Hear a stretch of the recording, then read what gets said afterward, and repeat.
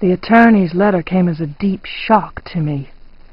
My Uncle Jeremy had died by his own hand. The coroner's report was unequivocal. He hanged himself in the loft. My initial surprise and distress past, I considered the news. It seemed clear that Derceto had exercised a thoroughly morbid influence on my uncle's mind.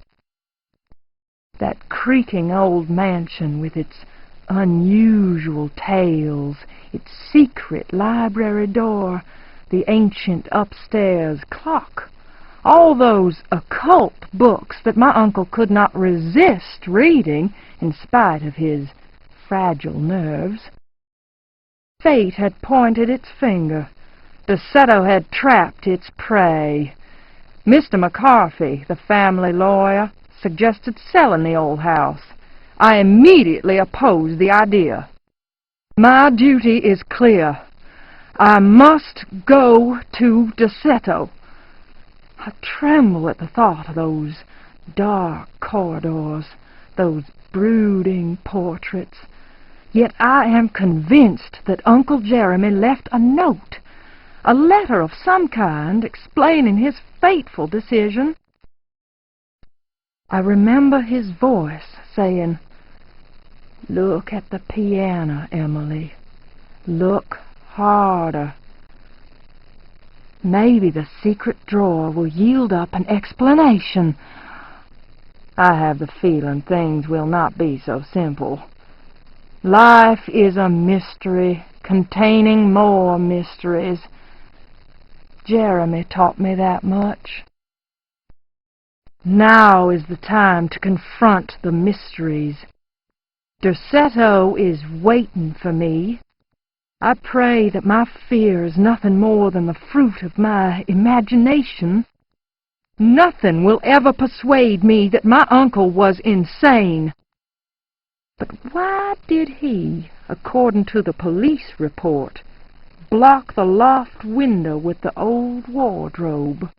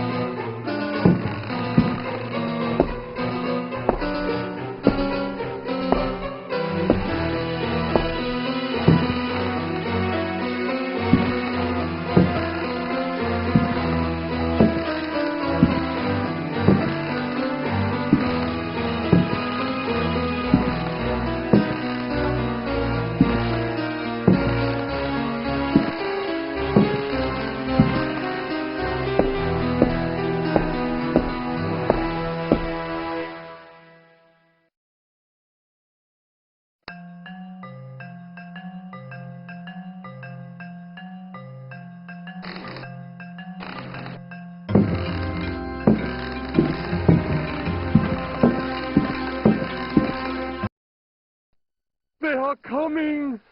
I have freed hellish forces, and now the price must be paid. Derceto is the prey of evil. The sun has set. They will find my body, but will not have my soul. I can imagine the master's fury and the terror in the hearts of his slaves. I hear their footsteps. Some may understand what I have done.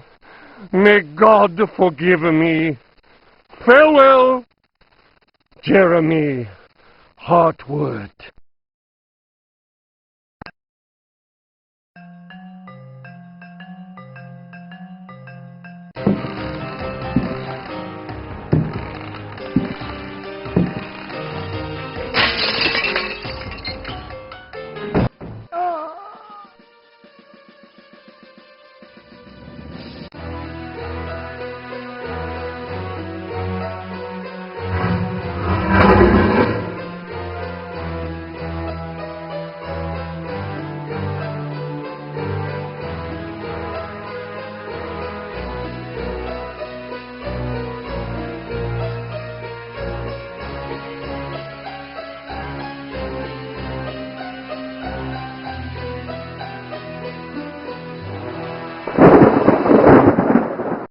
On my door, a dull brass plate says, Private Detective.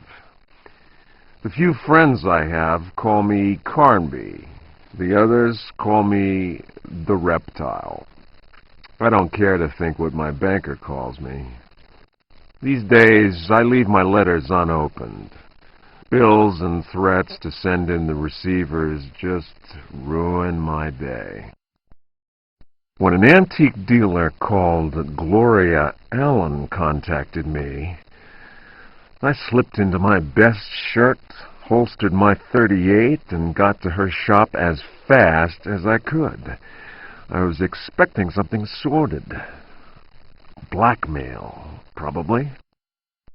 Boy, was I wrong. What I was asked to do was visit a property called Derceto and find a piano in the loft.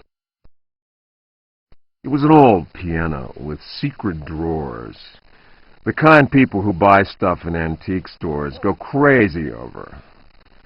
The Derceto house is supposed to be piled high with classy junk, furniture, books, paintings. It looked like whoever owned Derceto was about to get cleaned out. I was going to bring up the subject of money when Gloria Allen handed me $150 and a key. I kept myself from grinning at the thought of my banker's surprise. He doesn't like his victims getting away. I looked over a copy of the police report. The former owner of Derceto, a guy called J. Hartwood, had hanged himself in the loft. The coroner concluded it was a clear-cut case of suicide. I promised Gloria Allen I'd give the place a look over. My report will be ready in a couple of days. I've been reading up on the history of the old house. It's the kind of place ghosts run away from in terror. Grisly murders, curses, lunacy. Luckily, devil worship makes me smile, so this is my idea of a paid vacation.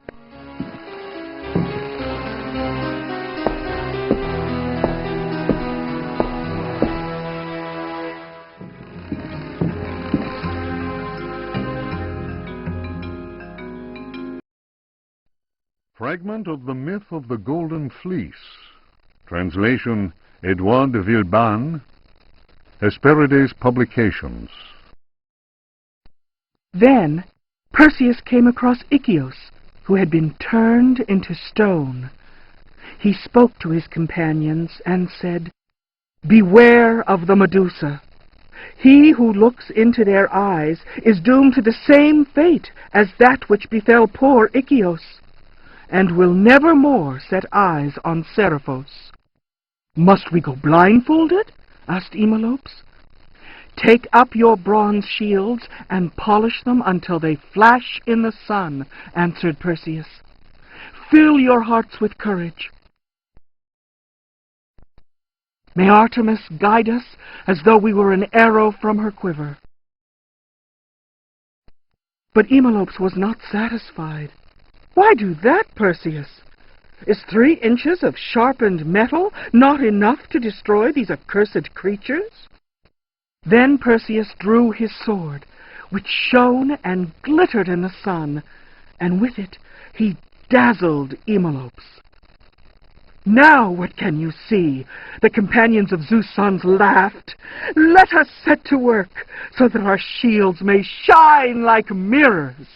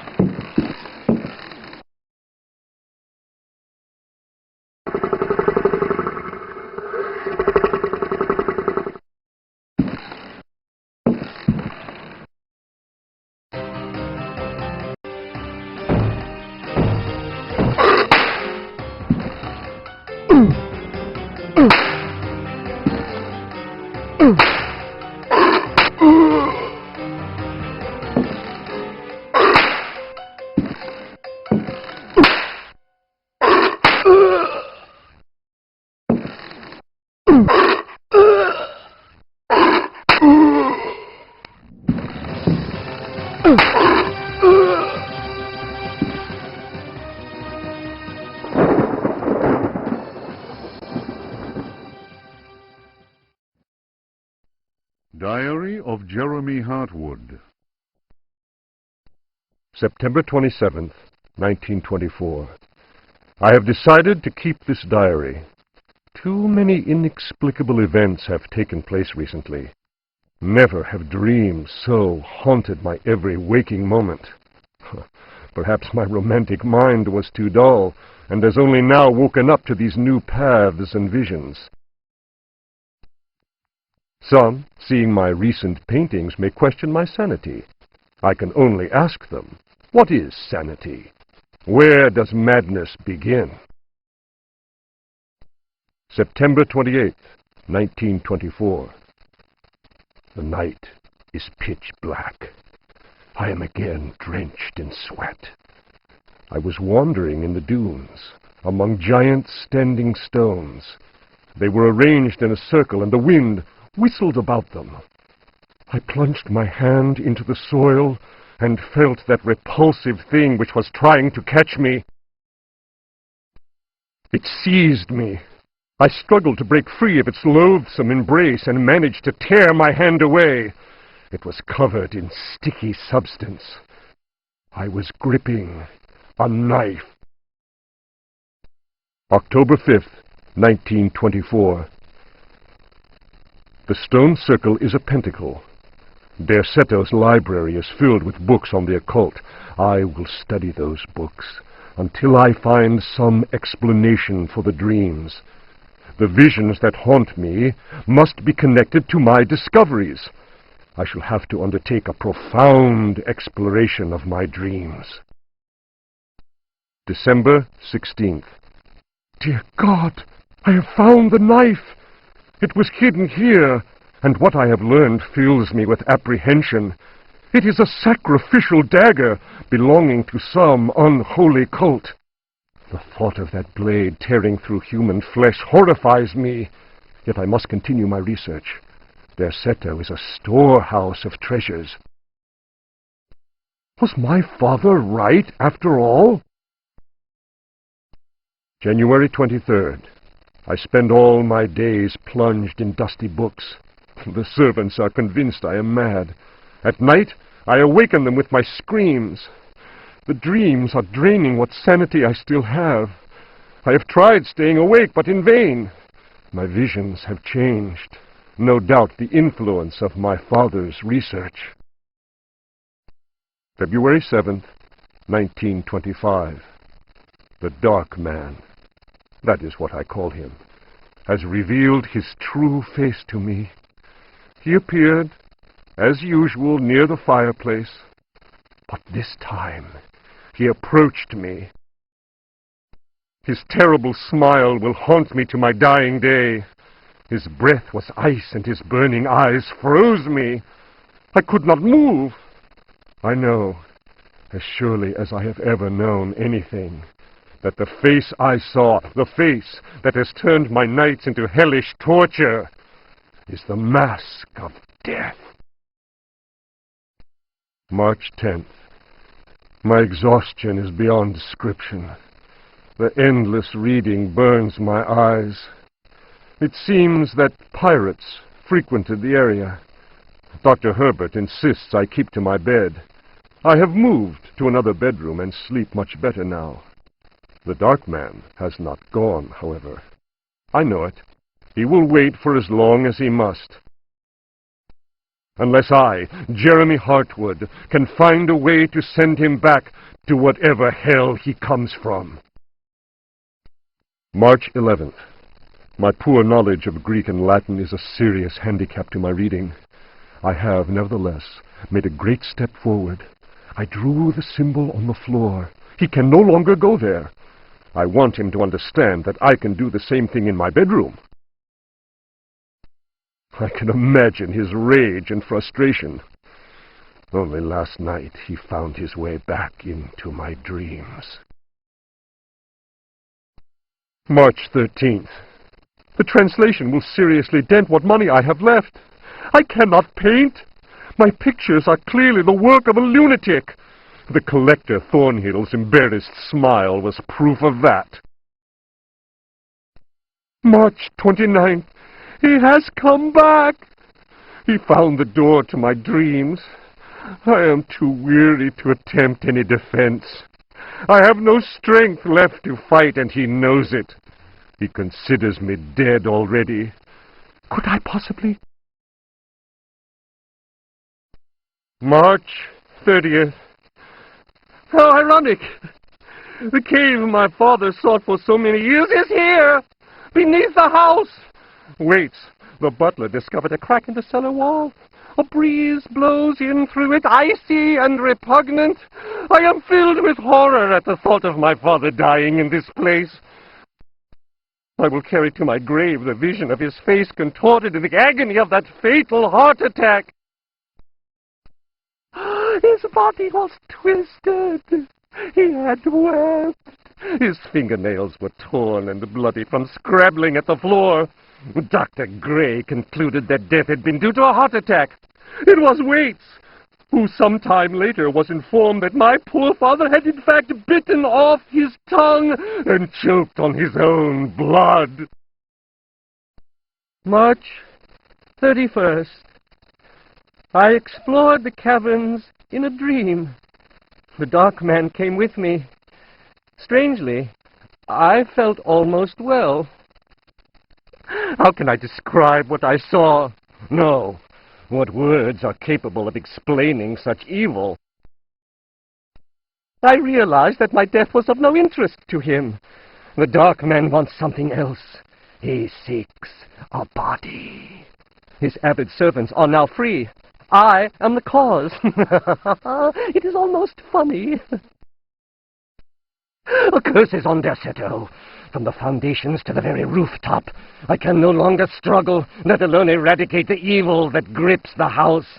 The end is very near, I can feel it. I have taken the decision to... May he who finds this diary pray for my soul.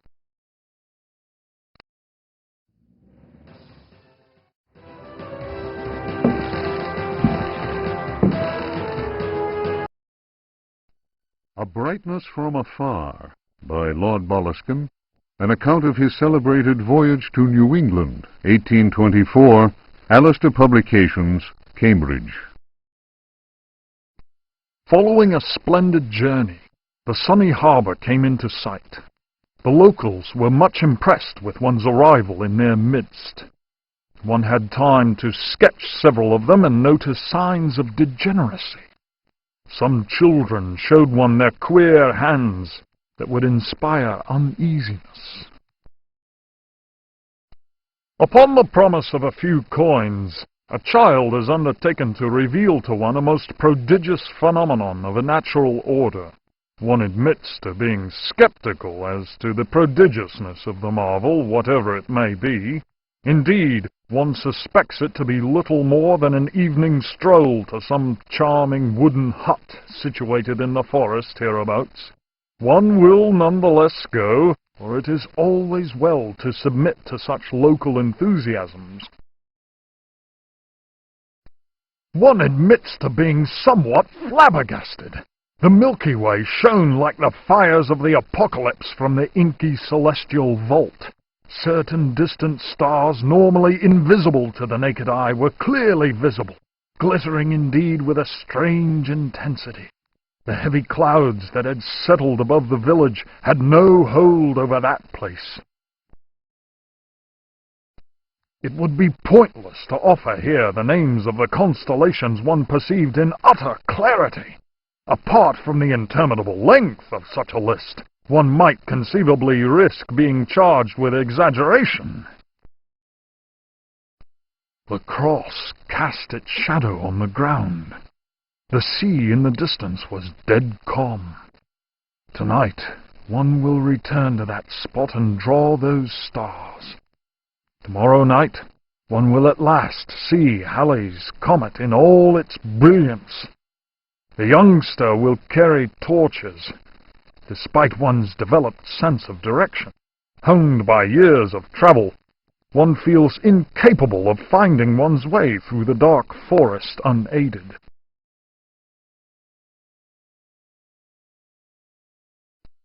The drawings will, one is convinced, set light to the souls of men. Such a moon! One lost count of the craters, so sharply was their definition. Loath as one is to seem excessive in one's appraisal, one cannot but feel that the forest clearing is indeed a place outside the common laws of time and space. Surely it is not an hallucination. How strange to consider that idle conversation, some research in the British Museum, and a voyage to this backward village should culminate in so astounding a discovery. It may be that others have noticed the extraordinary nature of that place. How else could one explain the presence of that cross?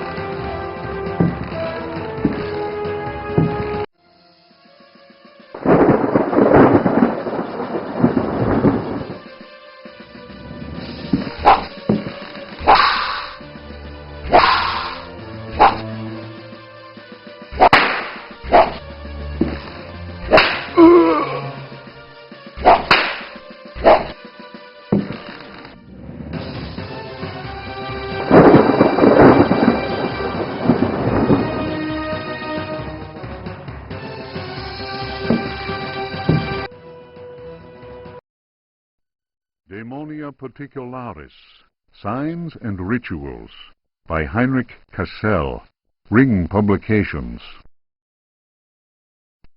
The ritual of invocation demands that the officiant be pure. We have already described the complex operations to be followed in order to call those that sleep in superior dimensions. We shall, for the present, limit ourselves to the sign of mutual recognition used amongst their number by adepts of the cult of the Old Ones. The sign also serves as protection when in the presence of a servant of evil. The sign resembles a blessing, save that the first and little fingers are both folded beneath the thumb, whilst the second and third fingers are held up. It would appear that this sign has no effect on adepts of a certain rank with knowledge of particular secrets contained in the corpus demonicus. The use of such signs is not without considerable risk to the user during any attempt to call upon those from without. Memoirs, by Alistair Boleskine. Printed in London, A. Machin, editor, 1833. It was during a conversation with G that one first heard of the New England fishing village of I. The area was apparently the ideal place from which to witness unusual phenomena in space. The quality of the air, along with the conjunction of several favorable factors, made one impatient to get started. Having gleaned what information one could from the British Museum, one set off with all haste. One's work on space and comets in particular had met with a warm response, and one thought it judicious to include several original sketches of the phenomenon, sketches which one felt were sure to arouse a great deal of keen interest in the scientific circles of 1834. One refers naturally to the passage of Halley's comet. Editor's note: Lord Boleskine's memoirs end at this point. Who knows what extraordinary contributions he might still have made had he not succumbed during his visit to New England to dementia, followed by an early death in St. Andrew's Hospital.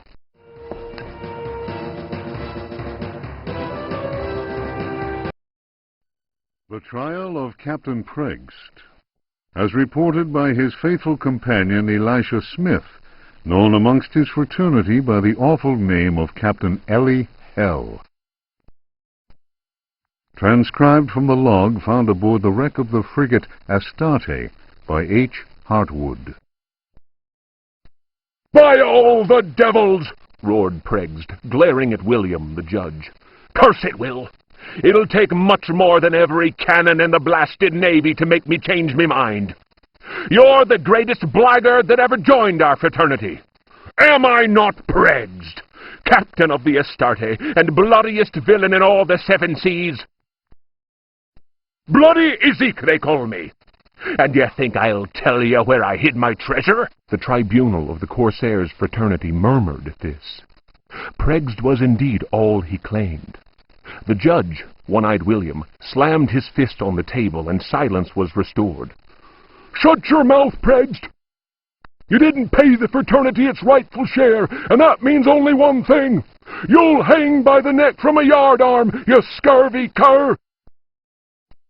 Here's the rope twisted by Satan himself. You threaten me, Will? Many a man better than yourself has lived to regret holding a cutlass in my face. You'll be begging for mercy, mark my words." That shook One-Eyed William, and no mistake. Danny waved his hook in the air and shouted, "Pregst was always a loudmouth. The law says we hang him." The jurors took up the cry, "Hang him!" It was Pregst's turn to slam his fist on the table. He threw back his head and roared with laughter. "You fools! You want to kill what will never die? Try it!" Once more. The assembled corsairs murmured. There was unease in the air.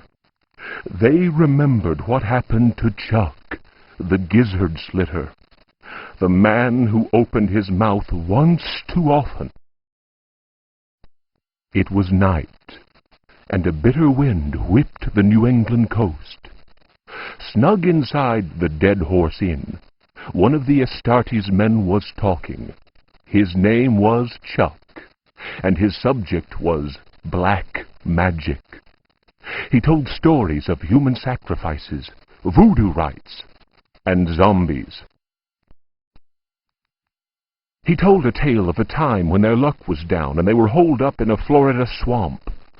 Priggs went missing. When he returned, he shouted, "'Tis the devil that guides us now, me hearties!" Whether that was true or not, the Astarte began taking loot after juicy loot. The favorite song of the Astartes men, "Crash the Bones," was replaced by a new one. A skull, go to port saber, to starboard. Pass over that will, and with death you'll deal. If you cut a rope, cut the right, I hope, or then, I don't mind, the death you will find. The next day, as you may have guessed, Chuck's body was found with a dagger plunged between his shoulder blades. Chuck's face was fixed in a ghastly grin. Molten lead had been poured down his throat. Whatever way things happened next, and I don't have the details, Prext was with us again, and we set sail for Florida. We anchored the frigate not far from New Orleans. Taking a few trusted companions with him, Prext set off into the swamp. They carried large wooden chests with them. 2 days later, we heard shots being fired and screams. Prext arrived soon after that and claimed they'd been attacked by alligators. He alone managed to escape with his life. He went on to say that the time had come to share out the spoils of our many loots. I was given command of the Astarte, while Prext handed 3 chests over to the crew. The chests were full of gold and precious gemstones. The rum flowed that night, and the stars shone bright. All at once, I noticed a tall man dressed in black. Prext introduced him to me. "Here's a hearty mate. You can call him Keith. Many a tale he could tell." Prext laughed loudly and held up a roll of parchment. "And his hideout, none better." The parchment fell to the ground, partly unrolling. I noticed what seemed to be a map of underground tunnels, a veritable maze of caverns. Prext continued, "I'm giving up the pirate's life. The Astarte is in your hands now, my lad. She's a fine ship, and my reputation goes with her. Should any man call me coward, then break his head for me. I'm leaving you only because I found a treasure more precious than the purest of gold." Keith spoke to him then. "It is midnight. They are ready, and we must go." The stranger turned his cold eyes on me and said in a soft, chilling voice, "Sometimes Prext talks too much. Forget what he just said, and maybe you'll live." The fellow's words froze the marrow in my bones, and it was all I could do to mumble, "I'll not breathe a word." The canoe slid away into the night. Their torches disappeared in the distance of the swamp. My snoring companions didn't hear the insidious rhythm of far-off drums.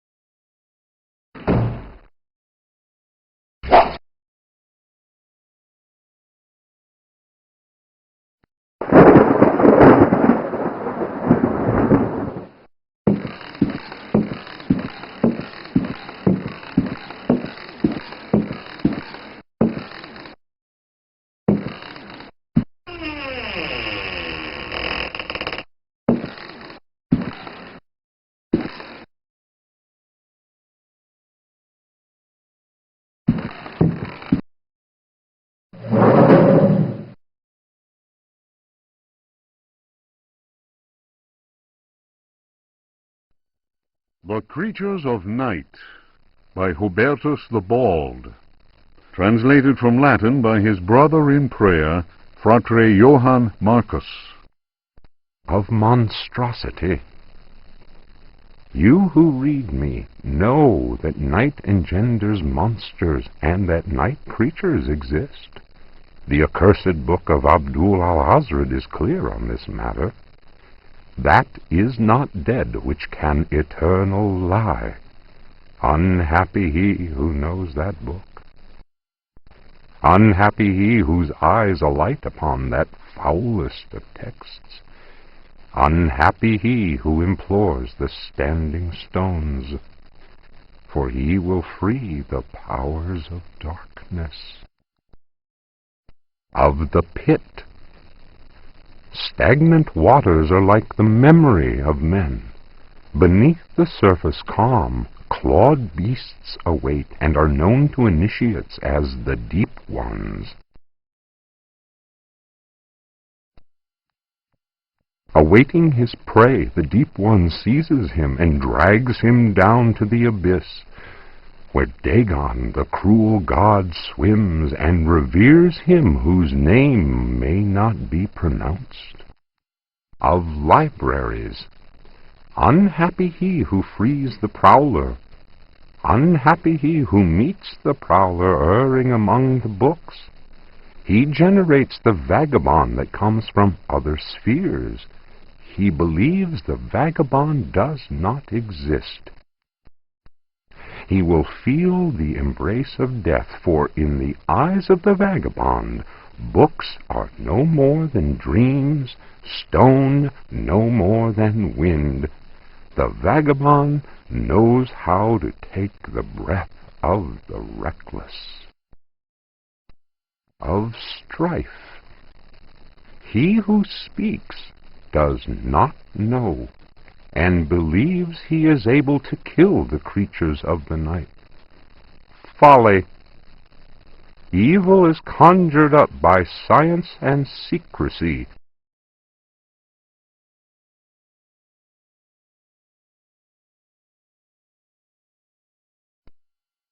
He who prowls among books will perish by the blade.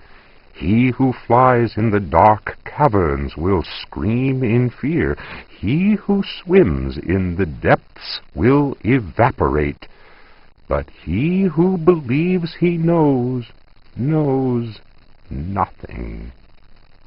He who knows says nothing. Of death. There are domains more terrible than death. That is not dead which can eternal lie. Each creature is conjured up and is not dead, but returns to the origins. A monster, a science. Steel kills the vagabond who never dies. Translator's note. Here ends the manuscript of Hubertus, who died in the library of the convent of Teruella in the year of our Lord 1666. Requiescat in pace.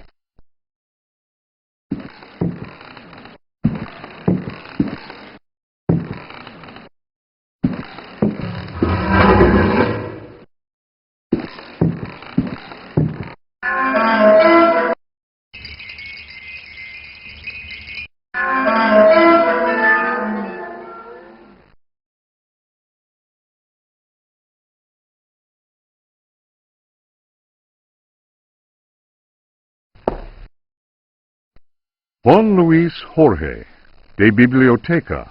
Reflections on the power of the verb in certain texts. Archaeos Publications, 1919, Stafford. Translation does not alter the occult power contained within such forbidden texts. The malevolent energy is in no way diminished. The spell must be cast aloud and clearly, in certain languages or little-known dialects. Maglafar Fathang. The reader will understand that, in the light of these revelations, I would be foolhardy to continue quoting from the text I have before me. If spoken aloud in its entirety, it would surely awaken powerful and malignant forces. I will go further and say that simple reading of some of the more technical passages describing specific practices is in itself a perilous exercise. The ill-prepared reader can easily fall prey to attacks of demented hysteria, not unlike those described in cases of individuals said to be possessed by evil spirits. I recommend the study made by Zempf, Urbain, Grandier, and Loudon, and the reports made by the Reverend Richard Price concerning a number of astonishing, to say the least, exorcisms carried out in a parish near Providence. Given what I have written, we must be grateful to the librarians of the British Museum, who have never allowed consultation of the work of Al-Azif's startling work, the infamous Necronomicon. Copies of that work do exist, in spite of the zeal of book-burning inquisitors. For proof, we need look no further than the British Museum, of course, and the sealed archives of the Miskatonic University in Arkham.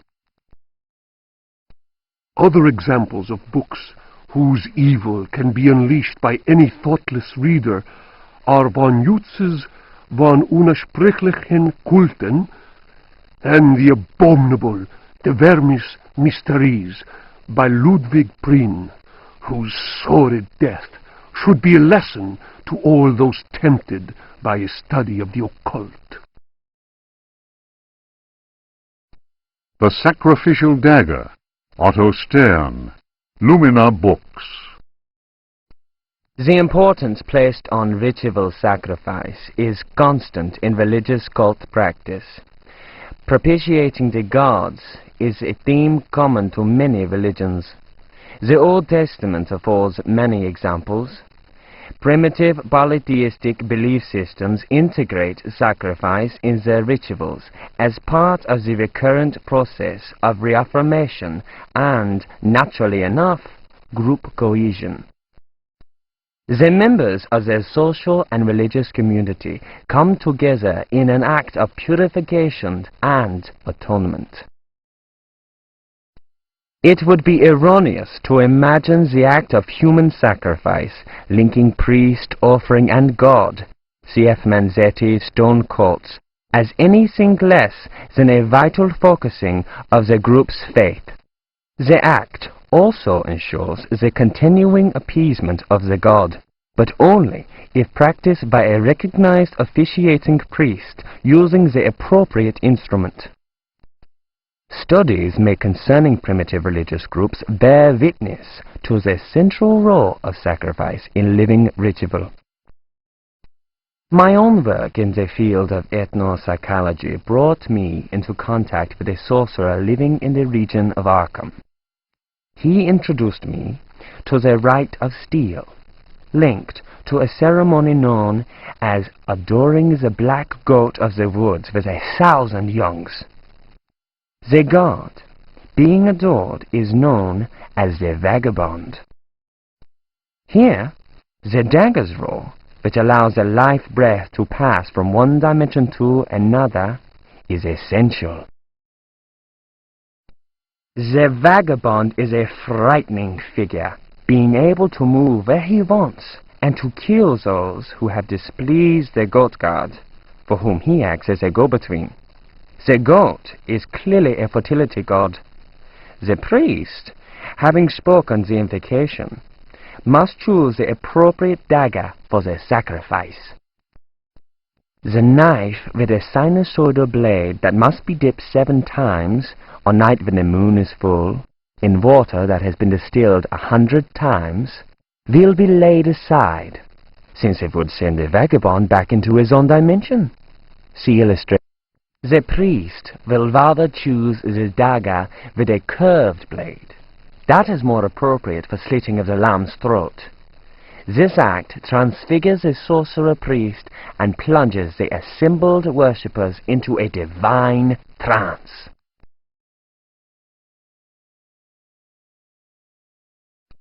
The Book of Yael, Signs of Stone, Eucharistic Rituals of Forbidden Cults.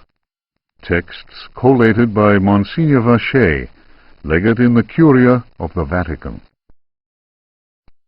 Numerous devilish cults speak of monstrous creatures called the Old Ones.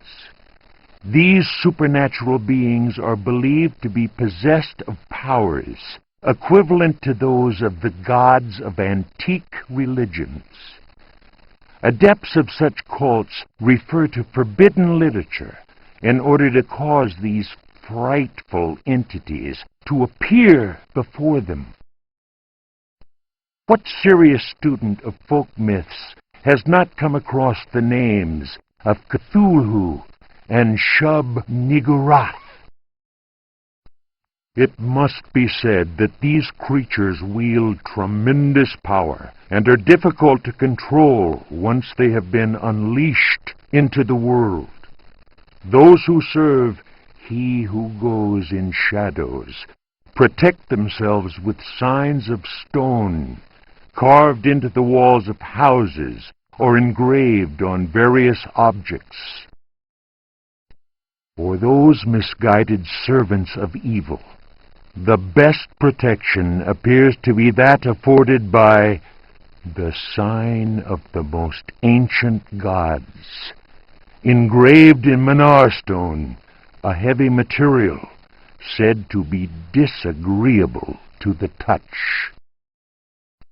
The sinful practices of those who fall into such errors can only lead to the darkest of despair, and are a mortal danger to the soul.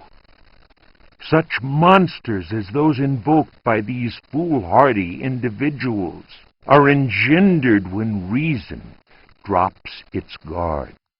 Man is easily tempted into perversion. It is why we must forever remain alert and renounce Satan with each breath we take. His ways are infinite in number.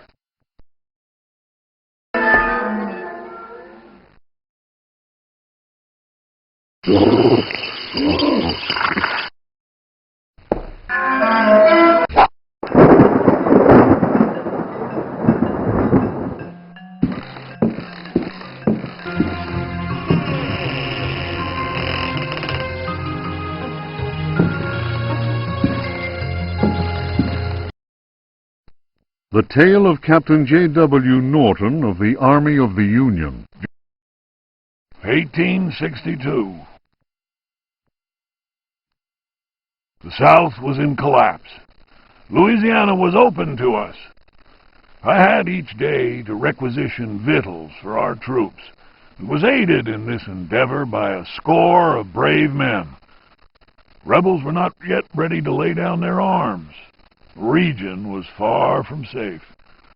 I headed further and further west, and questioned many freed slaves. From them, I learned of a plantation on the coast. Its name was Derceto. We received a less than hearty welcome. Only Pickford, the owner, behaved in a friendly manner. While my men counted cattle and grain reserves, I learned what I could from him. Man was most unusual and possessed an extraordinarily cultured mind. At nightfall, I gave orders for the men to bivouac at Derceto. Pickford invited my second-in-command, Lieutenant Patterson, and myself to dine. And our host proved a most entertaining conversationalist. While coffee was being served, Patterson went to inspect the men's camp. The cigar Pickford offered me was so acrid that my head began to spin. I remembered campfire tales of fellow officers trapped by devilish Confederate tricks. My mind floated in a foul and dense fog, from which emerged the enlarged and deformed face of Pickford. He grinned at me. Patterson's return chased off the nightmare. I heard shouts and firing from outside and found the strength to take out my revolver. I fired 3 shots. Pickford fell to the floor. Patterson then helped me out of the burning house. The air was filled with smoke. We resembled a company in disorderly retreat. I saw slaves leaping into the flames of that inferno. They were trying to save Pickford's life.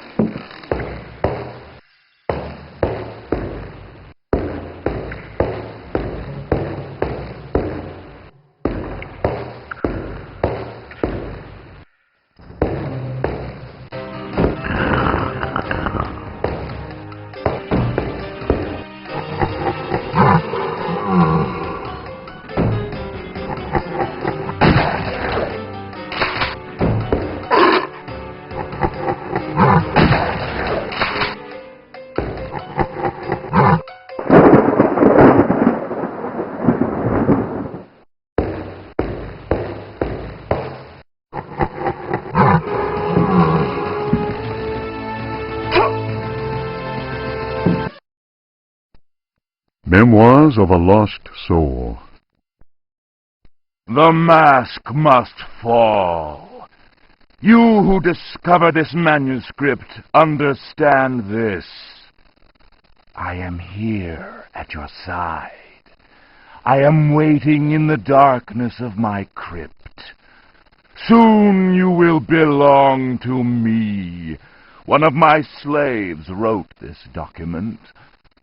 I have lived for 3 centuries, and my name is Ezekiel Praxt, or Elijah Pickford.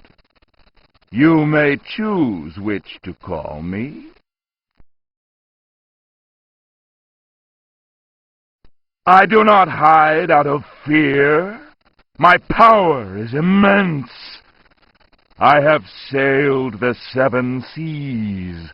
My ship, the Astarte, spread terror through all the continents.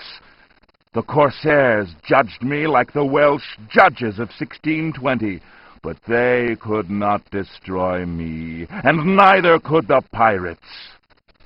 Now, I am immobilized. Damned Yankees! Witchcraft, voodoo, and the Cthulhu cult. I know them all. I have reigned and implored the stones. Only the Catonian haunts the cavern and resists me, but he dare not attack. I have need of a living body to regenerate myself.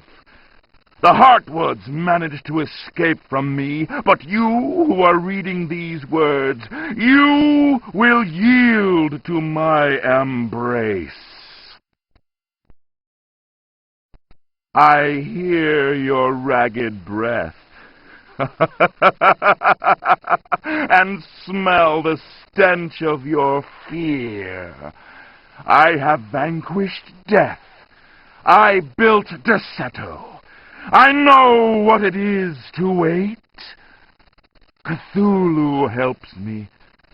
My servants will lay you upon the sacrificial stone. My roar will rend the night.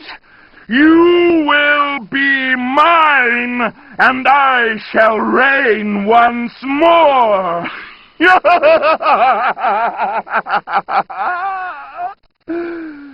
Come to me.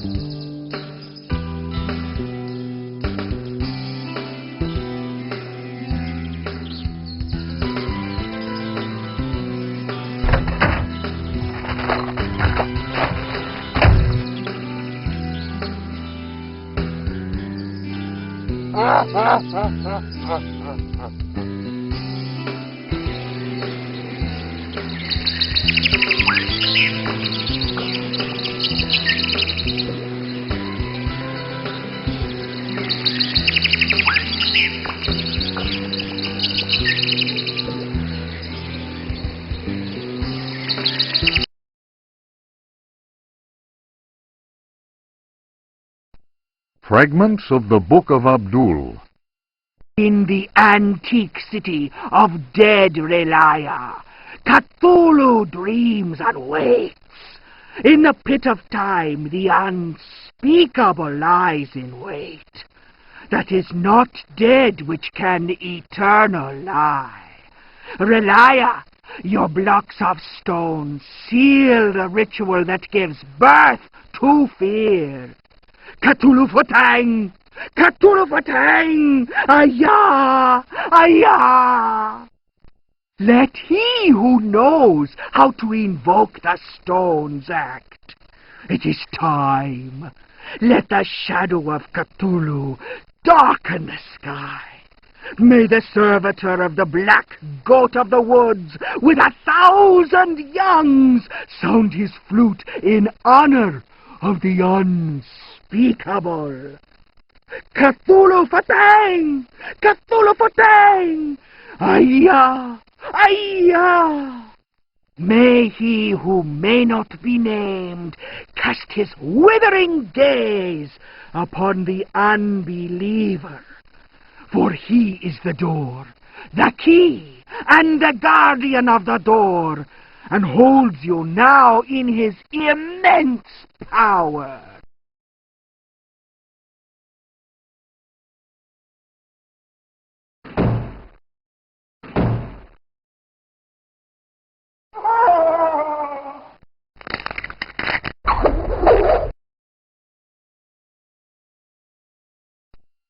Ludwig Prien.